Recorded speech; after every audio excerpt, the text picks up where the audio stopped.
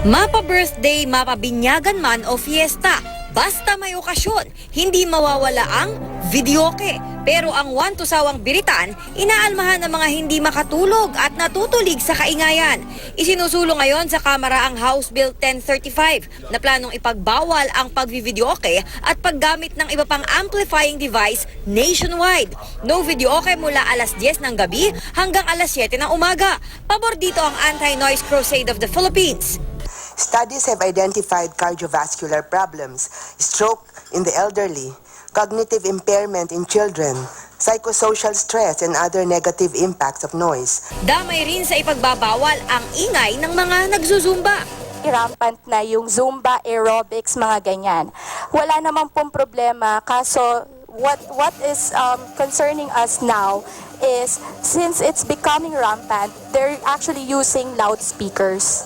Aprobado na ng Committee on Public Order and Safety ang pagbuo ng Technical Working Group para plansyahin pa ang panukala. Sa totoo lang, mahirap talaga magsaway.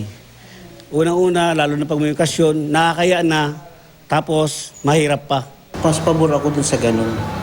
At least ang iniiwasan lang kasi nun yung ingay nga naman ng para hindi na rin sila narireklamo. Pero bago pa man ang panukalang ito, may ilang lugar na kung saan ipinagbabawal ang sobra-sobrang pag-iingay. Gaya sa Makati City, na bawal ang videoke mula alas 12 ng hating gabi. Sa Caloocan City, hanggang alas 10 ng gabi lang pwedeng mag-videoke. Ganon din sa Marikina City. Sa Baguio, silent night ang tawag sa kahalintulad na ordinansa. Sa lungsod ni Pangulong Duterte sa Davao City, matagal na ring bawal ang videoke paglampas ng alas 10 ng gabi. Si Pangulong Duterte na mahilig din kumanta, noon patutol sa pamorningang pagvivideoke. Noise pollution can be abated anytime because it is a nuisance.